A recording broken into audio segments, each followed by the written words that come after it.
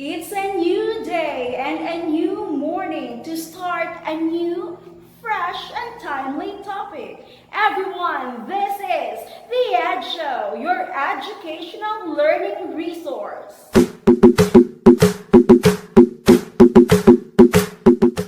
Today, I am inviting future administrators and supervisors, and we are lucky to discuss in our show about the strategic planning, administration, and supervision of schools. For today's episode, we will be discussing one of the models in the strategic planning process used by the Department of Education. Also, we will determine how to come up with the best strategic plan in our schools. So join me as we explore and determine its processes. We have invited experts to answer our queries as to the process of this model. Let us welcome to the show, Ma'am Emily Rose Calderon. Hi, good morning. Ma'am Ludi Kalaliman. I am Maria Ludi Calaliman, currently teaching at Pandak Elementary School in the district of Pavia. Ma'am Fretchian Bilonio. Hi, good morning. Good morning to all who is now watching this talk show. Stay focused and enjoy watching. Ma'am Merliza Calambro. Hi, good morning, everyone. And Ma'am Ronaline Cabanero. Hello everyone!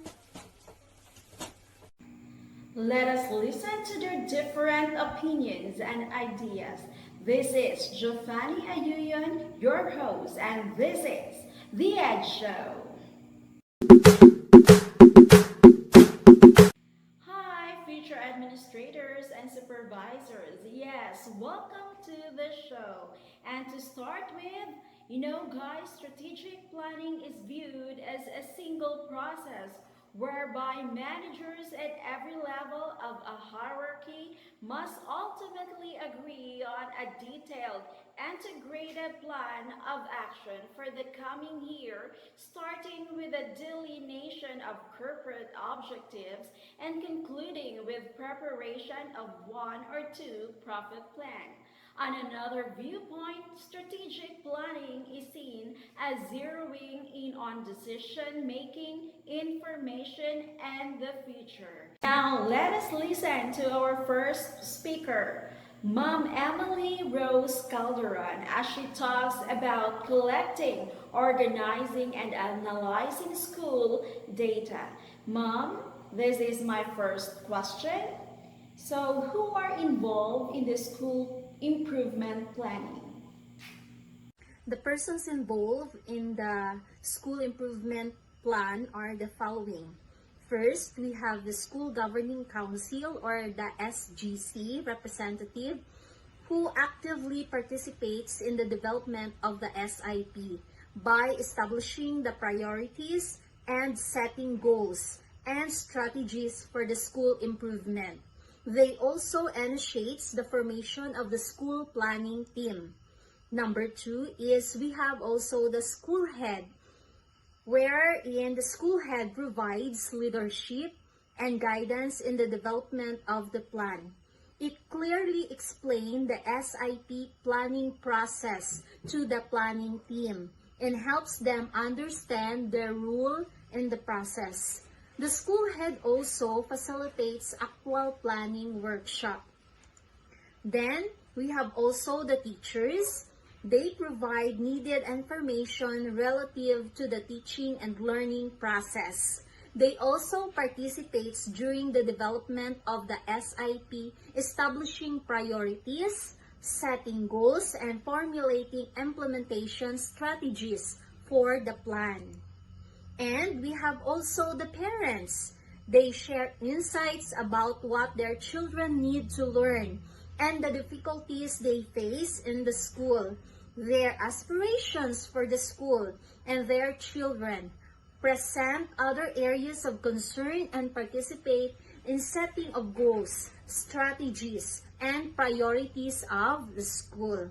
Then, of course, the students or our learners, wherein they share insights about the difficulties in the school and participates in the setting of goals, strategies, and priorities of the school. And, of course, the barangay and the LGU representative, they share valuable information on the interest of the community in the school improvement and participate also in the setting of goals, strategies, and priorities of the school. Oh, so they are the persons involved in the school improvement planning. So here is my second question, ma'am. So what is the first step in preparing the school improvement plan? The first step in preparing the SIP is the preparatory activities, which includes the calling for a general assembly for the formation of the school planning team.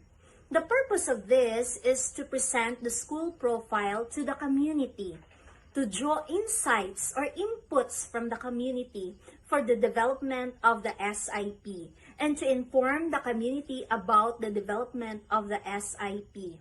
Then, collecting, organizing, and analyzing the school data. This is to gather the data from the school management information system. So this is my third and last question, ma'am. So what are the needed data in crafting the SIP or the school improvement plan? The data needed are the following. First, we have the enrollment. Collect the 5-year enrollment data. Then second, we have the personnel. Count only the plantilla items, including the vacant positions. For the TICs, they are not to be counted under principal, but rather under the teacher item. Classroom furnitures. It refers to the desk, armchairs, set of tables and armchairs, blackboards, and other classroom furnitures. Site ownership. It refers to the status of the site acquisition. Then we have the textbooks. Learner's performance. We also need the NAT results, which refers to the MPS of per subject. Reading comprehension refers to the PhilErie result or the other reading assessment tool utilized by the school. For the performance indicators, which includes the graduation rate, promotion rate, dropout rate, repetition rate, retention rate, and completion rate. This will be the evidence for the improvement for the areas that do not meet standards and for lacking requirements of the school, and for the gaps may be the aim for the improvements or innovation. Thank you, ma'am, for sharing your ideas about collecting, organizing, and analyzing school data. Thank you very much, Mom, for inviting us. May you have learned something from us. God bless and keep safe, everyone. Thank you. Please welcome our next guest as she talks about formulating the vision, mission, objectives, and core values. Let us all welcome Ma'am Ludi Kalaliman. Welcome, Mom, in the show. So this is my first question. How important is the school vision, mission, core values, and goals in curriculum? Developing strong vision and mission statements can help stakeholders in your school reach such a common understanding. Vision is the what. It is an expression of a destination towards which the school should aim. School must have a vision that all staff members recognize as a common direction of growth, something that inspires them to be better. A vision should be clear, concise, memorable, and linked with client need and involving.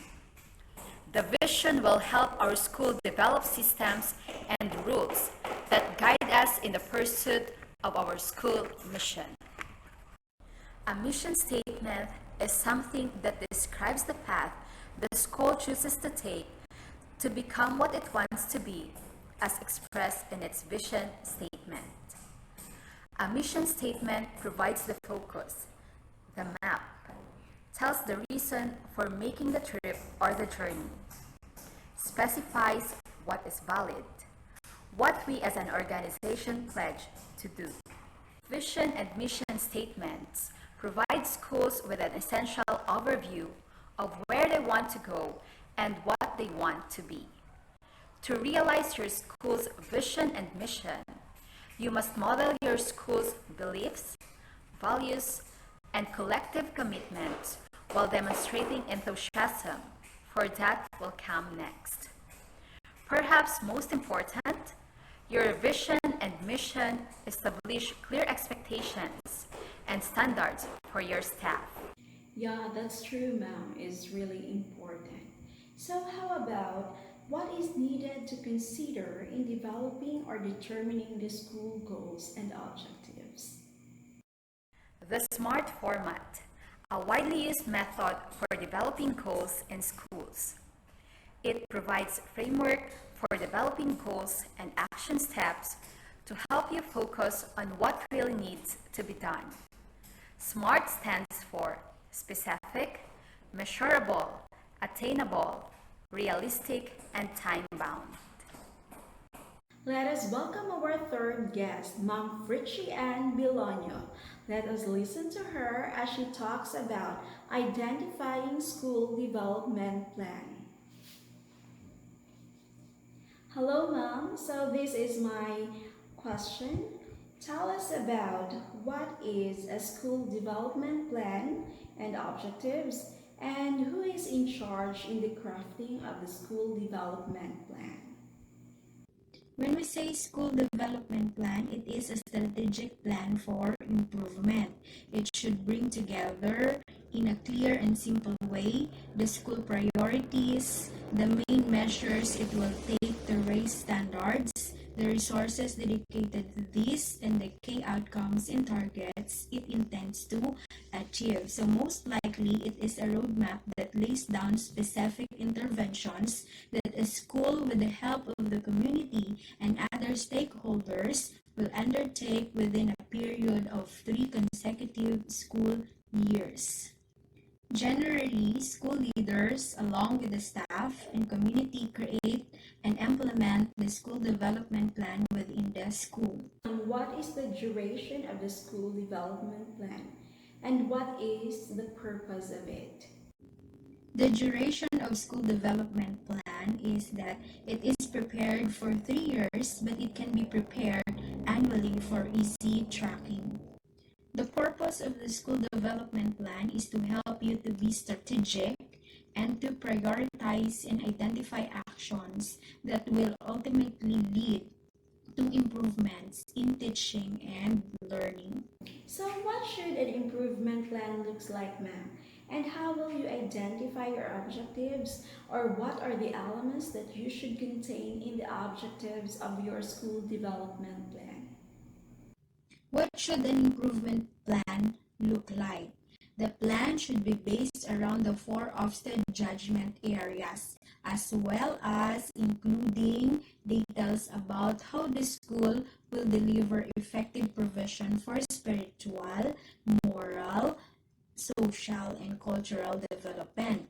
So your plan is not a list of everything which school will do during the year. Instead, your plan is a list of the key objectives which school leaders need to address if the school is to remain or move towards excellent outcomes for pupils. In your school development plan, you should include your overall success criteria, which will usually relate to pupil outcomes. When you say success criteria, which should be quantitative, not just qualitative. This is absolutely essential to the success of the plan. Taking time, really think about will be different after the plan has been implemented as this will lead to focused actions. In your school development plan, of course, you should include your objectives and targets for improvement. But how will you identify your objectives? So your objectives must be SMART. When you say SMART, it is specific, measurable, achievable, realistic, and time frame. And crucially, the majority must be focused on outcomes for pupil because SDP, it aims for the outcome or for the progress of our children. So it is a child or learner centered. Thank you, Ma'am Fritchie, for sharing your ideas about identifying school development plan and objectives. Thank you everyone for watching and listening, and God bless everyone and stay safe. Bye-bye. Let us welcome our next guest, Ma'am Merlisa Calambro. Let us listen to her as she talks about work and financial plan. Hello, Mom. Welcome to the show. So, Mom, tell us about work and financial plan and where it is used. What is a work and financial plan? Where it is used? A work and financial plan is a comprehensive overview of our financial goals and the steps you need to take to achieve them. It is also the basis in determining physical and financial accomplishment. Work and financial plan are used to focus the way you manage money and time in reaching financial goals so that you can do things you want. Preparing a budget is an essential part of making an overall financial plan work. My next question, Mom, is how to prepare a work and financial plan and how you're going to monitor the progress of work and financial plan. How to prepare a work and financial plan? To prepare a work and financial plan, here are the following financial planning steps. First, know what you want to accomplish within the given time. Second, prepare project proposals or the resolutions. Third, make a timeline of your project or know the duration of the implementation. Fourth, know what are the possible sources you can have. Fifth, have a cost estimation of the specific budget. And last, know the subject or person to be involved in the proposed budget. How to monitor the progress of work in financial plan? Updating the progress of work in financial plan involve liquidation of expenses, checking timeline when the project started and when will it end, proper accounting materials, comparison of previous project, and checking of the implementation status. Let us welcome our last guest, Ma'am Ronaldine Cabanero. Let us listen to her as she talks about annual implementation plan, monitoring and evaluation plan, and communicating and implementing the plan. Thank you, Ma'am, for coming. So this is my first question. What is annual implementation plan? The AIP is a plan which outlines exactly how you will be reaching your goals for a year and who in your team is responsible for that outcome. It also documents a sharp and narrow focus on school improvement priorities and provides clarity and purpose for all members of the school community as they work towards the goals set out in the school strategic plan. My second question, Mom, is why do we need to implement an annual implementation plan? We need to implement an AIP to be able to monitor the different projects and improvements of the school. So my last question, Mom, is how will the school head craft the AIP or the annual implementation plan, and who are the persons involved in crafting it? First, the school head with his or her planning team will evaluate and diagnose the concerns and problems of the school.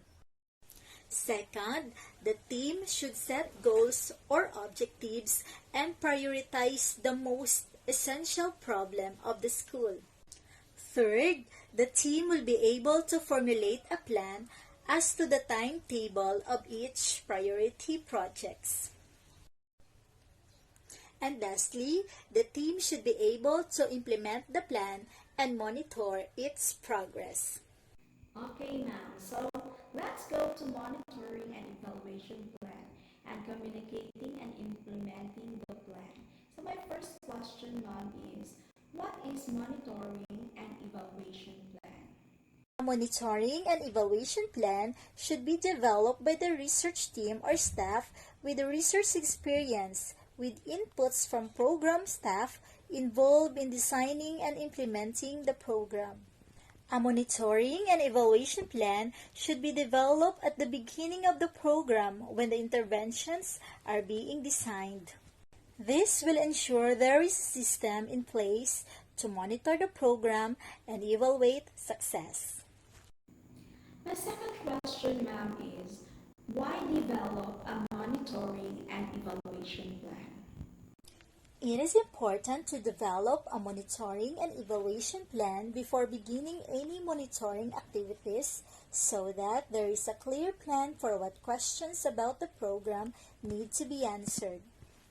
It will help program staff decide how they are going to collect data to track indicators, how monitoring data will be analyzed, and how the results of data collection will be disseminated both to the donor and internally among staff members for program improvement. And my last question, ma'am, is who should develop a monitoring and evaluation plan and what is its purpose? A monitoring and evaluation plan should be developed by the research team or staff with research experience, with inputs from program staff involved in designing and implementing the program. A monitoring and evaluation plan should be developed at the beginning of the program when the interventions are being designed. This will ensure there is a system in place to monitor the program and evaluate success. With this, I hope that you have learned from our show and you have this in mind on how to formulate a strategic plan using the school improvement plan as a model. See you in our next episode. This is Jofani Ayuyan and this is The Ed Show, your educational learning resource. See ya!